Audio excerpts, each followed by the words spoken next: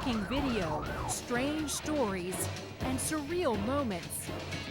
The nation watches mesmerized, believing a child is trapped inside a homemade flying saucer. Could you just say once and for all, was this a hoax? The camera captures a bucket list wish that leaves an 80-year-old woman dangling at 11,000 feet. He kept saying, "Hold on," and I said, "I'm holding." And a stolen dump truck plows into police. All I could think of was, oh God, stop this thing. Heart-pounding rescues. She said to me, "Mindy, Kendall's horse is gonna die." And I was like, what? Harrowing moments. It's just unconscionable what that kid did. And dangerous traditions that'll have you saying, "What was that?"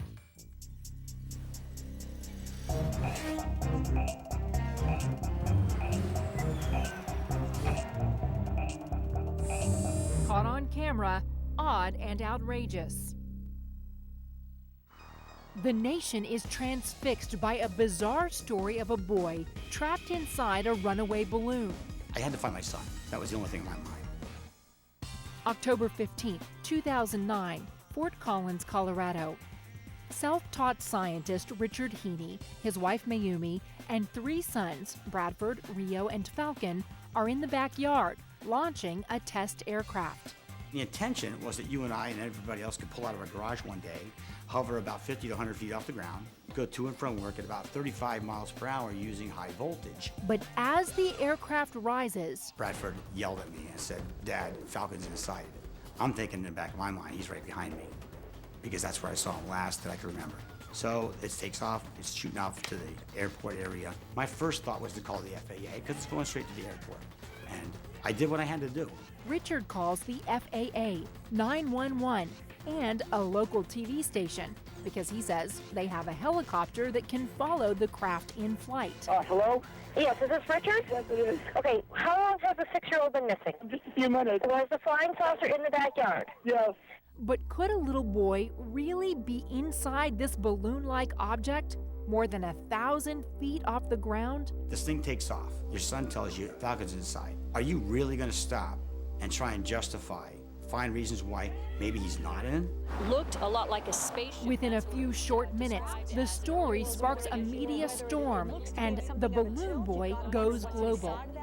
I had no clue that there was even media outside. Mayumi and I were completely dumbfounded, just baffled why this thing got attention and why people were in our front yards, and we just simply wanted it to go away. The country watches live, wanting to know the fate of the boy supposedly inside the runaway aircraft.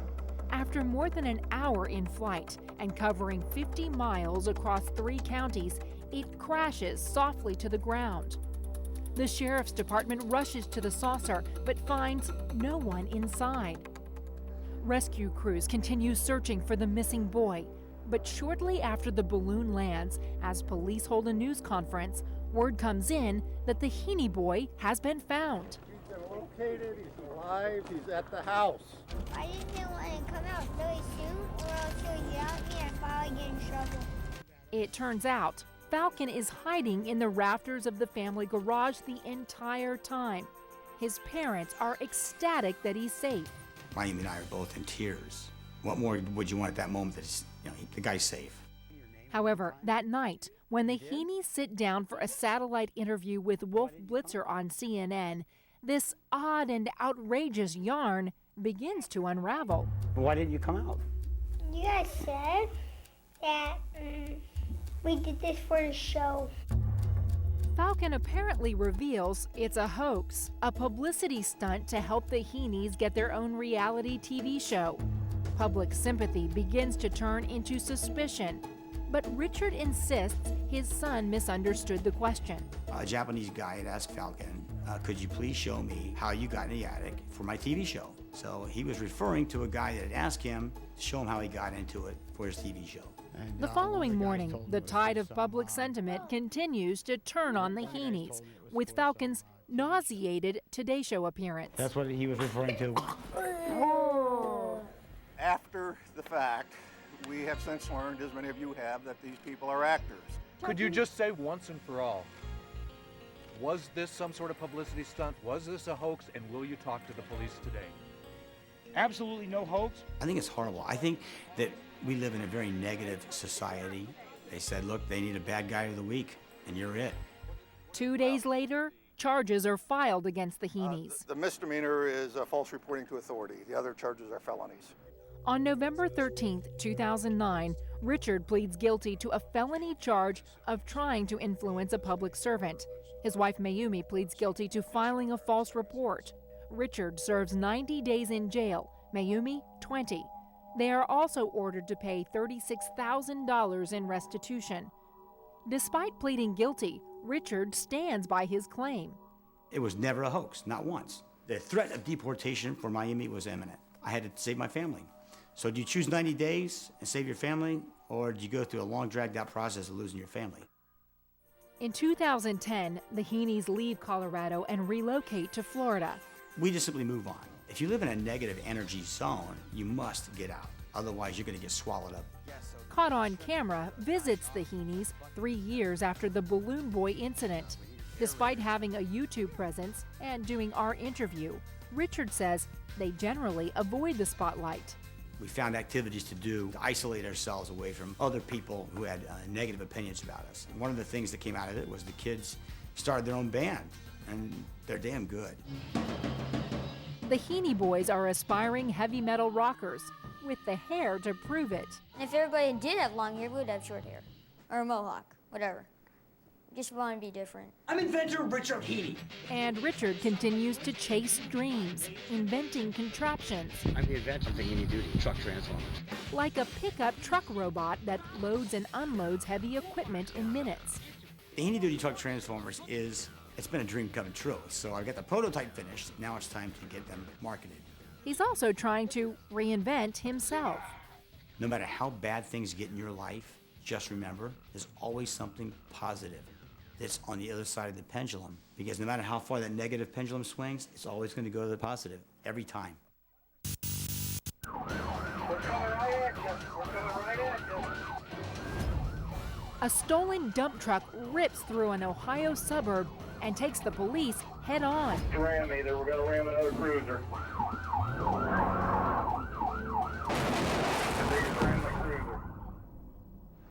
March 7th, 2010. A crisp winter Saturday morning in Stowe, Ohio, just outside Akron. Officer Steve Miller is on a call about a dump truck stolen the night before. Miller surveys the scene and returns to the department to file a report. But as he pulls in, dispatch notifies him that the truck owner he just left has tracked down his missing truck and he's following it. I'm just thinking who would steal a dump truck and still be driving it around in the city after they had stole it during the night? Within minutes, Officer Miller spots the dump truck as it approaches a stop sign. Miller approaches behind and prepares to pull it over. But whoever's driving that truck has no intention of stopping.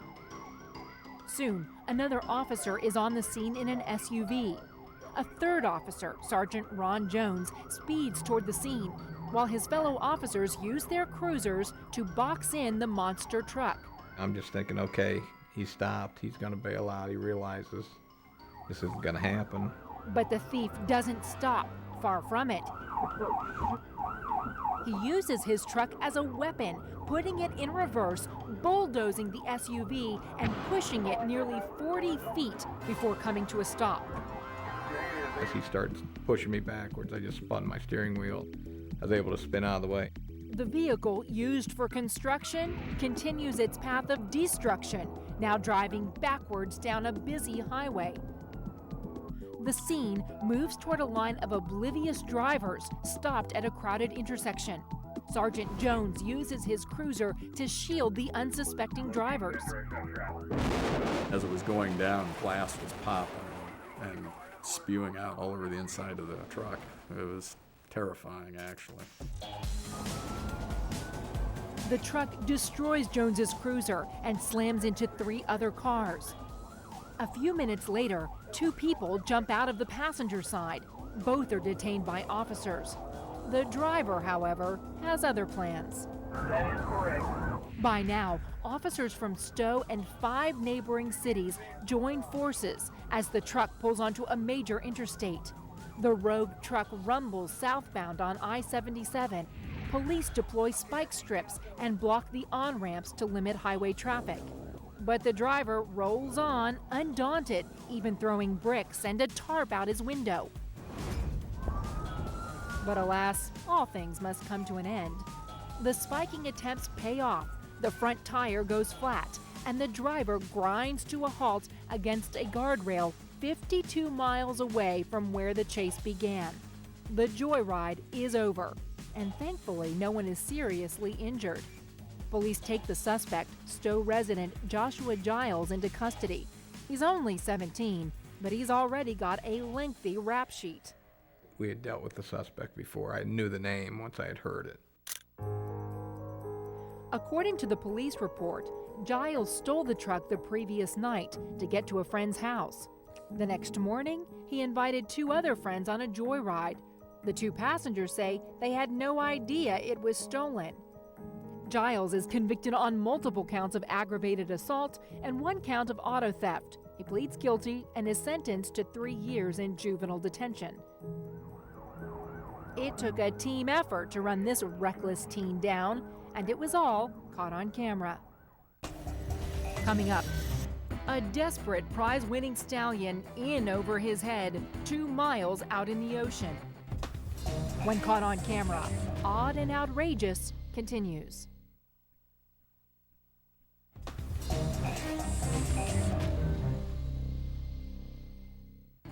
A horse saddles up alongside a boat nearly 3 miles offshore. An unusual deep-sea rescue that causes unbridled relief. This horse is something different than I've seen in all my years of breeding horses. May 15th, 2012, Summerland Beach near Santa Barbara. William, a beautiful 7-year-old Arabian show horse, is asked to be one of a select group of horses for an afternoon photo shoot workshop. He's there with his trainer, Jim Lowe. If you envision Arabian and what people talk about in Arabian, they have a picture of a white horse with a scoopy head, big tail, prominent wither, sharp ears, large nostrils. William is like almost a stamp of that. It's William's first time at the shore, and as Jim finds out, you can lead a horse to water, but you can't make him pose. Just as William is getting acclimated to the ocean, a wave crashes on the shore. Well, of course, he was startled. He's jumping around, pulled me down into the water, and I ended up down in the water with 2 hands holding my reins. He's jerking me around like I'm a fish on the end of a line, and all of a sudden I can't hold him any longer. He breaks away. It's about 4 p.m. when a panicked William bolts and runs right into the ocean. He begins swimming along the coastline. Another trainer tries to lasso William, but the spooked horse slips away. The rope was on the back of his ears, over his nose, but the way the water was going, when he started to reel it in, it came above his nose and slid over his ears. William turns right and doesn't look back, making a beeline out to sea. His owner, Arabian horse breeder Mindy Peters, is several miles away when she gets a call from a close family friend. And she said to me, "Mindy, Kendall's horse is gonna die." And I was like, what? William actually belongs to Mindy's 14-year-old daughter, Kendall, who just got him a few months ago and witnesses him swim away. You know, horses can swim, but they're not great swimmers. That's not their forte. That's for fish. I thought, well, they're sharks, and I knew this great white shark was in this area 2 days before and attacked a kayak.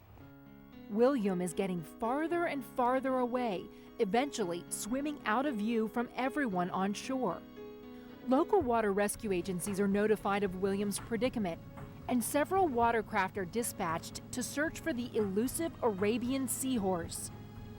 Santa Barbara Harbor Patrol Officer Ryan Kelly is part of the search team. In order to find him, it was just a matter of taking in conditions into account and start a search pattern just like we would for a man overboard. 2 hours pass and William is still lost at sea. His rescue is becoming a race against the clock. The odds of William surviving through the night are not good. We really had a very finite amount of time to find him, so it was getting kind of down to the wire at that point. And just as the sun begins to set, William is spotted. Another searcher records the action. I was actually pretty astonished that we were able to find him, and when we look at the distance offshore, I was even more amazed. By the time Officer Kelly's boat gets alongside the bewildered William, they are more than 2.5 miles from shore, but the horse is reluctant to be rescued. Ryan, can I be of any help? I might need you as a counterweight here in a minute. I think we're okay though. Unfortunately, the closer his boat got to ours, that agitated the horse even more. Finding William alive is a tremendous feat, but getting the 1,000-pound beast back safely to shore, well, that's a horse of a different color. Luckily, the horse still had its saddle and reins on. We secured it as best we could to the side of the boat, and both the lifeguards and the fire were able to kind of help with one of our rescue buoys for a little added flotation, keeping, again, his head above the water. It takes more than 90 minutes in the chilling 58-degree water before William makes it back to the beach. By now, it's dark outside, and everyone breathes a collective sigh of relief for William's safe return. Kendall, put that blanket on him too. All we could see about 3 miles out was the boats and their lights. We couldn't see even them. And then when he came on shore, I mean, he was like from you to me before I could see him. One of the things we were worried about was once we got him on shore, if he was to collapse from exhaustion, to everyone's surprise, and we were all happy to see it, he was able to walk to the trailer and get treatment almost right away. William is checked for hypothermia and is not seriously injured. In fact, a little more than a month after his ordeal, William and Kendall are competing at the Earl Warren Showgrounds in Santa Barbara. Kendall's proud father is renowned film producer John Peters. When they go in that show, they're bonding together, these two. You know, lights are on them, there's distracting, people screaming and yelling. The Peters family is grateful to have William back safe and sound. And Officer Kelly's family watches William in action, this time on land. Thank you so much for what you did to save him. How far out was he actually? Was he out by the towers?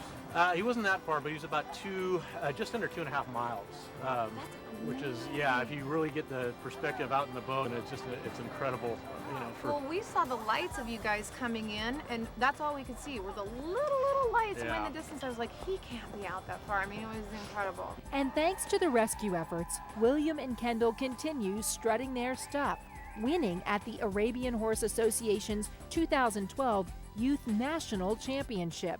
It was by far one of the most interesting rescues I've ever had. Coming up, another animal rescue at sea. But how did this dog wind up alone in the middle of the ocean? When caught on camera, Odd and Outrageous continues.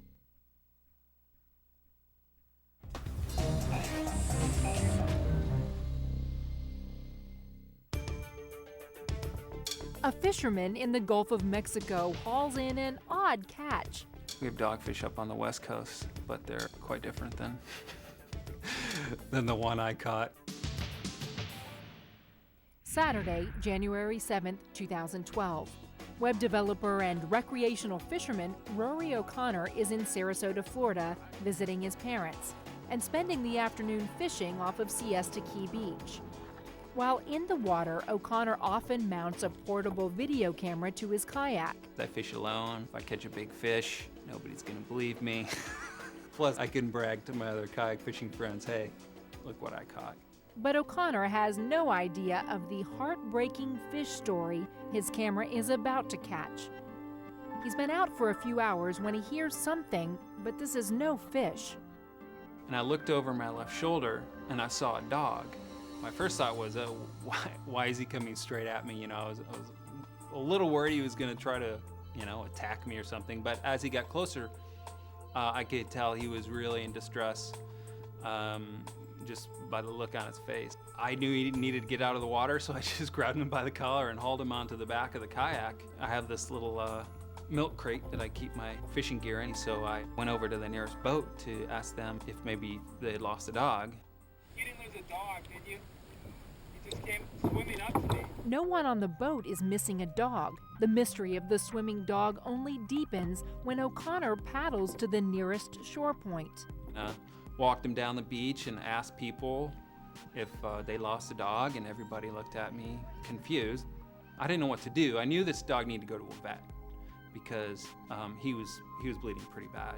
He calls his sister Kira for help. She also lives in Sarasota and by coincidence is at the beach, just a few hundred yards from O'Connor and the mystery dog. The dog appears to be a purebred Hungarian Vizsla, and they conclude he must have an owner. Kira takes the wounded retriever to a vet where he's treated and scanned for an implanted microchip. It turns out the dog has one. For security reasons, they are told only that the dog's name is Barney. That night, O'Connor posts his encounter online. I thought, this is interesting. I'm just going to cut this into a little video and put it up and just show my friends, here's a weird thing that happened. That I was out fishing and a dog swam up to me. Earlier that same day, while O'Connor is out fishing, semi-retired emergency physician Dr. Wellington Chen of Siesta Key, Florida, gets a visit from police. Obviously, when the police are at your door, you always wonder if you did something wrong. He is told the gut-wrenching news that his wife of 26 years, the mother to their 3 children, 53-year-old Donna, was hit and killed by a drunk driver. Some friends of ours actually had witnessed the accident and said that she had been walking or running the dog, and obviously we knew that he was missing at that point. We assumed he'd been hit by the car as well. It's undetermined if Barney's injuries come from the drunk driver and why he is found more than 3 miles away from the scene of the crime and a half-mile into the ocean. Later that evening, authorities reunite a battered and bruised Barney with the Chens. A Sarasota family is grieving tonight after a mother was killed by a drunk driver while jogging with her dog. The following day, a stunned Rory puts the pieces of the sad story together when he watches a local newscast. This woman had been killed in a hit-and-run DUI, and she was with her dog. So for us, that was all the proof we needed. 22-year-old Blake Tallman of Bradenton was driving the car that hit Donna. According to state troopers, his blood alcohol level was nearly 3 times the legal limit. Authorities say Tallman had just crashed into another car and was fleeing the scene of the accident when he struck Donna and Barney, altering the Chens' lives forever. Tallman pleads not guilty to multiple charges, including vehicular homicide and driving under the influence. He is currently awaiting trial. It's a devastating experience to have to go through that. I've had to assume the duties of both being the mother and the father. And certainly there's a lot of psychological trauma that is going to have its effect over years. Sheriff's deputies report seeing Tallman drinking with friends on the beach prior to the fatal accident. Drinking is legal on Siesta Key Beach. Dr. Chen is on a crusade to change that. 95% of the beaches in the state of Florida, and in fact across the country, don't allow alcohol or public drinking. Had petitions online, we've had discussions with the county commissioners. I don't think the residents here want to have alcohol associated with our beach. It would certainly be a tribute to Donna, and help us feel better about her death if those laws could be changed. Once O'Connor knows the whole story, he updates his post on YouTube. I updated the notes on it so that people could see that it was resolved, not in a real happy way, but the mystery was solved anyway. Rory and Dr. Chen have met a few times since that fateful day, and the video has given Dr. Chen a bit of solace. To see how it happened and how he was rescued, and to read people's comments about it. You know, as far as I'm concerned, Rory's a hero. I feel lucky that I was there at that time to be able to at least get their dog back to them. That's the time you need your family pet the most. Coming up, a bucket list adventure takes a terrifying turn as an 80-year-old woman clings to life at 11,000 feet. When caught on camera, Odd and Outrageous continues.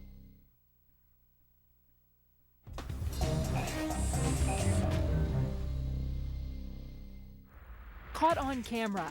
A bucket list wish has this senior clinging on for dear life when she starts to slip out of her harness 11,000 feet above the earth. I had no idea how much danger I was in. May 7, 2011, Lodi, California. Laverne Everett of Oakdale is taking the ultimate leap of faith. I love to see them come in gliding down from the sky. That's a thrill. Laverne has wanted to skydive for a few years, and for her 80th birthday, her sister Jimmy helps make it happen. When she told me she wanted to skydive, I thought that she was a little bit nutty, but I thought, you know what? If this is on your bucket list, we have to go for it. Jimmy rounds up some family friends, including 84-year-old Eileen Sambasetti. Jimmy knew that I'd been wanting to go, so she called me up and said, gee, my sister wants to go. Do you want to go? I said, yeah. Is this something you always wanted to do? For years. Life hasn't been easy for Laverne. She's already lived through a broken neck and a heart attack. She's been a widow for more than 40 years, raising 2 children on her own. For Laverne, this is one time she'll look death in the face on her own terms. Or so she thinks. A plane taking off from Skydive Lodi Parachute Center, holding a dozen or so skydivers, soars up to 11,000 feet. Laverne and tandem master Dennis McGlynn are the first pair scheduled to jump. 2 fellow instructors shoot the adventure using helmet cams, one from inside the plane and the other hanging onto the fuselage outside the plane's door. Once they get to the door, Laverne's entire body tenses up. Yeah, it was spooky when you get to the door. I got to the edge and it was just hard for me. After a few moments of trying to pry her hands from the doorway, someone gives them a boost. Laverne and Dennis go tumbling through the sky. Dennis tries to stabilize them, but something isn't right. I knew my top harness fell. I didn't know if it fell off, down, or what, but I knew it slipped. That's all I knew. Her jacket covers her face, shielding her vision. I don't know what would have happened if I could have seen the shape I was in. Probably was a blessing, actually. McGlynn has made more than 8,000 jumps and has never experienced anything like this. A nearby instructor is shooting the action. A desperate McGlynn hails him for help. I was aware of what was happening. I looked over at our camera guy and I said, hey, Mike, I could use a hand over here. The leg straps were coming up past the knees. He came in, we were able to get the leg pads down below the knees again. Once Laverne's knees are secured in the harness, Dennis pulls the ripcord thousands of feet sooner than anticipated. Dennis and Laverne grasp onto each other the entire ride down, locking hands for more than 5 grueling minutes. Meanwhile, back on the ground, everyone who's jumped after Laverne has already landed. That's great. And then I look way over to the right, and I see somebody coming down really slow with their bottom hanging out and their feet almost touching their head, and I'm freaking out. Laverne and Dennis land in a nearby field, and miraculously, she ends up with only a few bruises and a scraped knee. Well, I put my life in the Lord's hands. That's how I did it. The Lord's, and Dennis's, that is. And he kept saying, hold on. And I says, I'm holding. It was definitely the longest 5 to 6 minutes of my life, the longest canopy ride imaginable. He deserves a gold star, I tell you. He's a lifesaver. Caught on camera reunited members of Laverne's skydive party to watch the video together. They recall the first time they saw it. I think every single one of us were in tears. It was just like the most intense thing to watch. You could see her in the air and you didn't really realize like what had actually happened until you saw that video. I couldn't believe that someone lived through that, you know, dangling in a V almost, all the way to the ground. God, I cried too. I couldn't help it. It was just so real that this happened, you know, right the same time as when I jumped. It's hard to believe it's me, but it is. Nearly a year passes before a family member posts the video online, and an overnight sensation is born. Did you get injured based on the way you were hanging there? I just got a few bruises and a scraped knee. every channel. There would be Aunt Vern, and all of our friends would call and say, Gina, your Aunt Vern is dangling from the sky. To think I've lived a fairly normal, quiet life, and then all of a sudden explodes. It's kind of exciting. Laverne and Dennis remain in contact, and after examining the video, he now knows what went wrong regarding Laverne's loose harness. They overestimated Laverne's physical abilities and underestimated maybe her physical limitations. When we're sitting in the plane, they seem to be tight, the hip junction. So as we got up and then you squatted down, that's when it was exposed. They weren't as tight as they could have been. Laverne's knees collapsed. In the door, she ended up in a squatting position. When she was squatting down all the way, the harness fell down about the knees. When I went over the top of her, it basically just tried to pull the harness off of her. I didn't even conceive of that ever happening. And I've been jumping a long time. You're a tough lady. There's no doubt about that. I was there with you those 5 minutes and nobody else in the world was there. Laverne is just thankful to walk away from her perilous plunge. And because it was caught on camera, future skydive instructors now have a visual to help prevent a situation like this from happening again. Other people will learn from this. It's going to be indoctrinated into the learning, instructing. When you become a tandem instructor, you will see this video. And if Dennis has his way, he'd like to take Laverne up again and do it right. That's a big void in my career now that I wasn't able to deliver what I know I can deliver. I really think that you could put a stamp on your legacy if you were to go again. But is Laverne still game? Who knows, I may do it again. Coming up, a Spanish tradition proves that the bigger they are, the harder they fall on each other. And 1 if by land, 2 if by sea, all the while juggling 3? When caught on camera, odd and outrageous continues.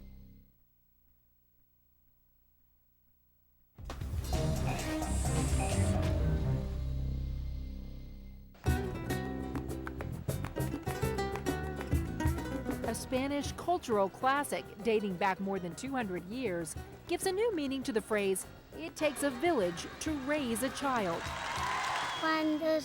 When you climb up and you're all the way up and it's so high, I get happy. But sometimes that child is raised on a house of cards. October 3rd, 2010, at the Concours de Castells in Tarragona, Spain. This biannual competition pits rival villages in the Catalonia region against one another to see which ones can erect the biggest and tallest castells, or human castles. Laia Calume is a castellera and chief communicator for the 2010 Concours de Castells champions, Castellers de Vilafranca. The Concours de Castells in Tarragona is the World Cup of the Human Towers because it's the only official day that is a competition, and at the end the winner receives a trophy. Castellers de Vilafranca has won the competition 8 times, including the last 5 in a row. A castell is only considered a success if it can be dismantled without collapsing and crushing those at the base underneath.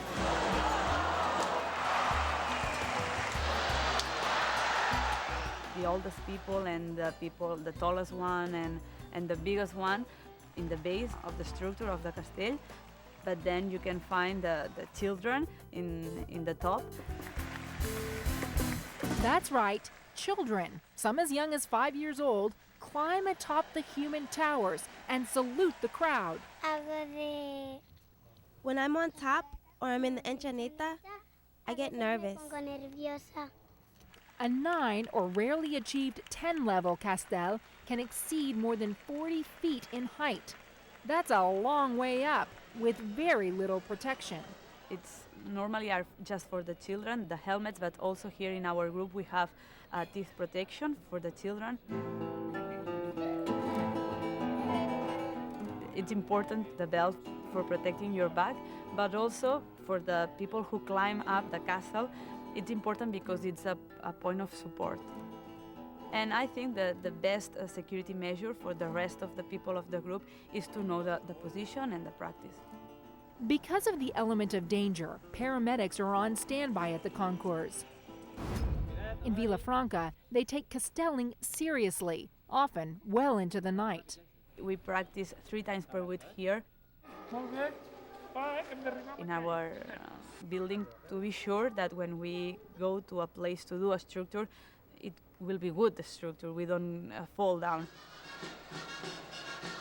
And it's that kind of communal commitment that continues to keep the Castellers de Vilafranca the top dogs of this tradition. From traditions to innovations, the triathlon, a test of endurance involving swimming, biking, running, and for a crazy few, juggling. I mean, if you're sitting there worrying about drops, you'll never get far. April 21st, 2012, Perdido Key, Florida. Juggling Joe Salter sets out to be the first person to complete a triathlon while juggling.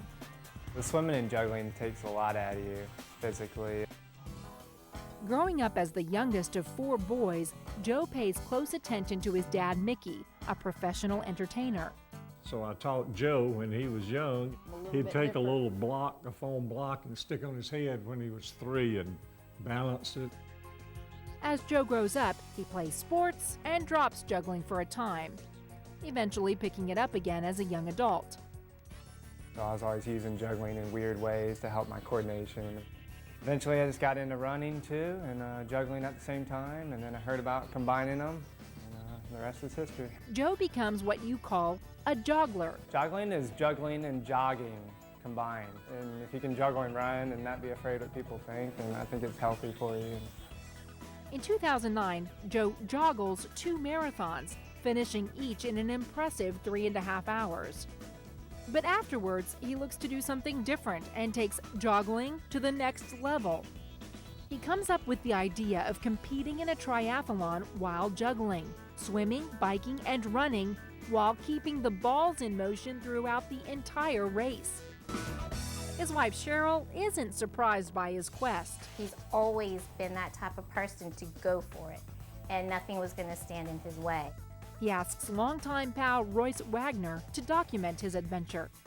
I knew that it was something important to him and something that had never been done, so I thought it would be cool to be a part of it. I was just trying to get the best shots I could.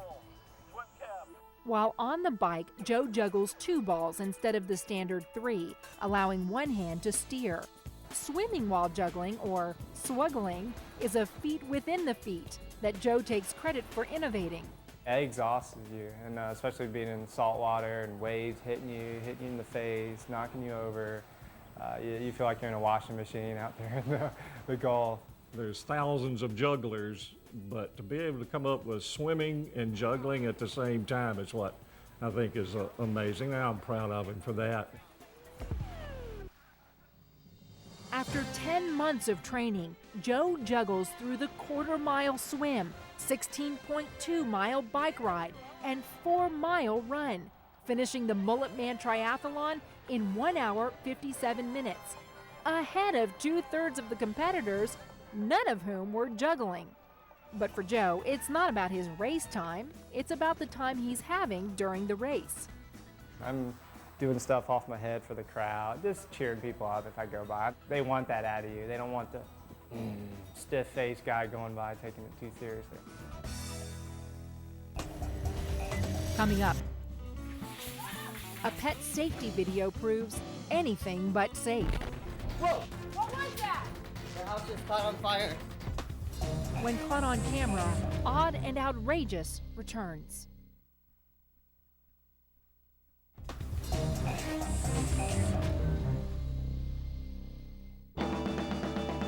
An internet video shoot on pet safety goes from a simple mess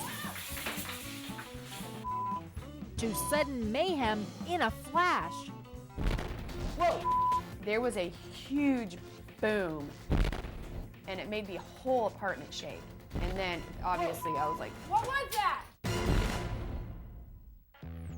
Oklahoma native and aspiring actress Hallie Lula Hudson moves west in 2006 with just 2 things: a dream of making it big in Hollywood. It's a lot harder than I thought it would be, but it's been a pretty fun journey. And her pet dog, a corgi named Yogi. He literally is my best friend. I've had him since he was 2.5 months old, Yogi's one of the most important things in my life. He really is. March 2nd, 2012, Los Angeles, California. When a friend suggests Hallie use Yogi in a video for the YouTube channel The Pet Collective, she figures, why not let Yogi have a moment in the spotlight? For this particular show, we needed to, find animals and owners with animals had issues. Freelance producer Kevin Toomey oversees the Pet Sense video project. He attacks cleaning supplies. He's always barking. Giving Hallie a hard time. He's a good dog, but he just, like a lot of dogs out there, he had a couple issues. They got me doing a couple of things, sweeping, getting quarters, and then the biggest thing is when I open up the cabinet underneath my sink, I thought that's where you put cleaning supplies. Of course, the Yogi starts attacking all the cleaning supplies, going nuts in there. Obviously, I don't let him do that. I put him outside when I clean my apartment out, but I knew that he would do this, so I let him do it. Not thinking it was going to turn into such a hazard, but I let him go in there. I was laughing because it's ridiculous. And then, boom, he grabbed the can of spray paint. It was going in a circle, and black spray paint was just going all over my entire white kitchen. Yogi was covered in it. It's all over him. Come here, Yogi. Come here, come here. Hallie grabs Yogi and rushes him to the bathroom for an emergency cleaning, while Kevin and his cameraman remain in the kitchen. It is one of those moments where you're not really sure, do we stop the camera, do we stop rolling, or is it one of those things where it's you keep rolling? Moments later, the scene goes from comical to critical. Sure enough, the camera pans right back to the spray paint can, which is sitting there, and then that's when you see the explosion. Whoa! What was that? Me and the camera operator were both kind of looking down in the viewfinder of the camera, so when it happened, I just felt the heat on my forehead. Whoa! And instantly knew, probably shouldn't be standing there. When I heard it, I was more confused because I didn't see it happen, I just heard it. What was that? The house just caught on fire. And then when they were like, your house is on fire, and they were taking off for the front door, then I got scared. I was like, oh no. The guys come back inside and help extinguish the flames as Hallie calls 911.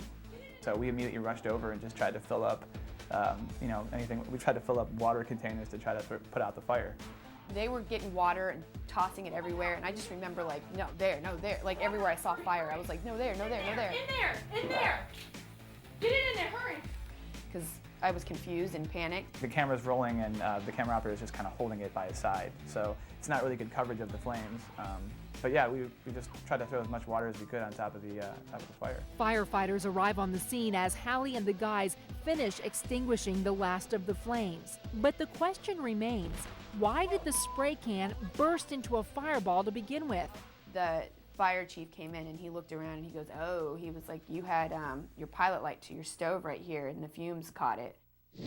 It's not the story they intended to shoot, but the Pet Collective team posts the video online anyway. Because the internet loves dogs and explosions, it goes viral. It became way bigger than I ever imagined. Hundreds of thousands of people started watching it within a couple of days. When you watch it, it grabs you. It's like, you don't expect that, that big of an explosion to happen. At the end of the day, everyone was safe. Everybody came out unharmed, so that's all you really ask for. The intentions were good. I don't put my dog in danger. I've been praying and praying and praying that someday I'll be on TV or on the big screen, and God's like, you want to be on TV, do ya? Well, here you go. It hasn't boosted my career. It's not about me. Yogi is the celebrity now. That's right, it's Yogi that has hit the big time. You may even recognize him in the Carly Rae Jepsen pet parody video, Call Me Maybe, starring Corgi Rae Jepsen, aka Yogi. So until Hallie's big break comes, at least she can hitch her wagon to Yogi's star. Everyone was pretty convinced when I moved out here that Yogi would become a star before I did. He's proven that. If I had to turn around and manage my dog's career and it became very successful, I am happy to do that.